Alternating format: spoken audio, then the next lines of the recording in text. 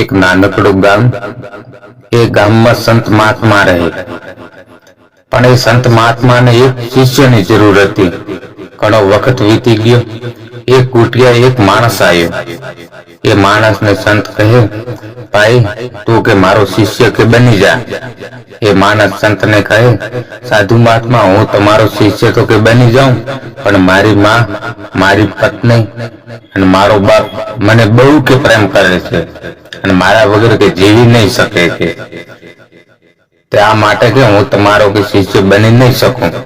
સંત મહાત્મા કહે, ભાઈ આ જગતમાં કોઈ કોઈનું નથી કે ચાલ કે તારી કરે, અને જો તારી માં અને તારો બાપ અને તારી પત્ની જો તને પ્રેમ કરતા હોય ને તો કે તારે શિષ્ય બનવું નહીં, અને જો પ્રેમ ન કરે તો તારે કે મારો શિષ્ય કે બનવું પડશે ભાઈ. તો ભાઈ કહે સંતને, ચાલો સંત મહાત્મા આપણે કરે અને આપણે કે જોઈ લઈએ. સંત મહાત્મા અને ભાઈ તેમને ઘર નીકળ્યા. ઘરને નજીક આવી અને સંત મહાત્માજી કહે ભાઈને, ભાઈ તું તારી ઘરે જા, હું અહીંયા ઉભો છું, પણ તારે ઘરનું તો કે ઘરે જ જાય ને ત્યારે હું તારો જીવ કે કપાળીએ કે સડાવી નાખીશ તો કે ફટ દેતો અને કે નીચો પડી જાય, પણ તું કે શ્વાસ નહીં લે પણ કે સાંભળી શકી છે. એમ કરીને સંત મહાત્મા તો બહાર ઉભા રહ્યા અને એ માણસ તેમને કહી ગયો. સંત મહાત્માએ કપાળીએ શ્વાસ ચડાવી નાખ્યો અને ભાઈ નીચો પડી ગયો. તો એની માં, બાપ અને એની પત્ની તેની રડવા વળગ્યા, મારો દીકરો કે મરી ગયો કે એકબીજા પીતે માથા અફાળે, હે ભગવાન તે અમારામાં કે શું આવું પાડ્યું કે મારા દીકરાને કે લઈ લીધો. થોડીક વાર થઈ અને સંત ત્યાં ગયા. સંત મહાત્મા કહે, ભાઈ કે શું થયું આ ભાઈને? કે મારો કે દીકરો કે મરી ગયો, મારા દીકરા વગર કે અમે કે જીવી કે નહીં શકાય.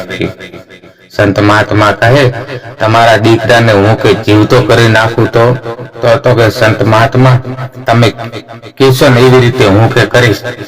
સંત મહાત્મા કટોરામાં દૂધ લીધું અને એના બાપને કહે, બાપુજી તમે તમારા દીકરાને કે કેટલો પ્રેમ કરો છો? તો કે હું કે બહુ જ કે પ્રેમ કરું છું. એની માને કીધું, માતાજી તમે કે તમારા દીકરાને કેટલો પ્રેમ કરો છો? તો હું તો કે મારા દીકરા વગર કે જીવી જ નહીં શકું કે. એમની પત્નીને પૂછ્યું, બાઈ કે તું કે તારા પતિને કે કેટલો પ્રેમ કરે છે?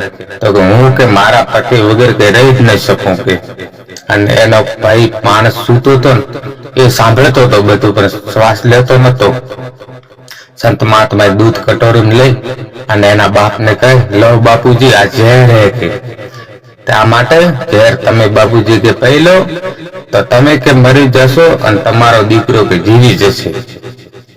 બાપુજી કહે, ના ના સંત મહાત્મા મારે કે ઝેર કે હું તો કે ન પીયું, મારે જે જીવવાનું બાકી છે અને મારો દીકરો કે મર્યો તો ભલે મર્યો, પણ મારો દીકરો એક બીજો પણ નાનો છે તો મારો દીકરો કે મોટો થઈ જશે. તો ઝેરની દૂધની કટોરી લઈ અને તેમની માતાને આપી, લો માજી તમે કે ઝેર કે પી લો અને તમે કે મરી જશો ને તમારો દીકરો કે જીવી જશે કે. નહીં મહાત્મા હું કે ઝેર કે નહીં પીવું, મારે જે જીવવાનું બાકી છે, મારો દીકરો એક નેનો છે એ મહાત્મા કે થોડા વર્ષ પછી કે મોટો કે થઈ જશે, તે આ માટે કે હું કે આ ઝેર નહીં કે પીવું. એમની પત્નીને દીધું દૂધ, લો બેન તમે કે આ ઝેર કે પી લો, તમારો પતિ કે જીવતો થઈ જશે કે. બેન કહે, સંત મહાત્મા હું કે ઝેર નહીં પીવું કે અને કે પા તો મર્યા તો ભલે જ મર્યા, હું કે બીજે જઈને ઘર કે માંડી લઈશ કે. અને એનો પતિ સૂતો સાંભળતો હતો. અને પછી સંત મહાત્મા એના પતિને સજીવન કર્યો અને એના પતિ સંત મહાત્માને પગે પડ્યા. ચાલો સંત મહાત્મા કે આ જગતમાં કોઈ કે કોઈનું નથી કે એમ કરી અને સંત ગુરુ અને શિષ્ય બે ચલા ગયા અને એમની પત્ની, બાપ અને એની માને પણ છોડી દીધા. મિત્રો આ માટે મિત્રો જગતમાં કોઈનું નથી.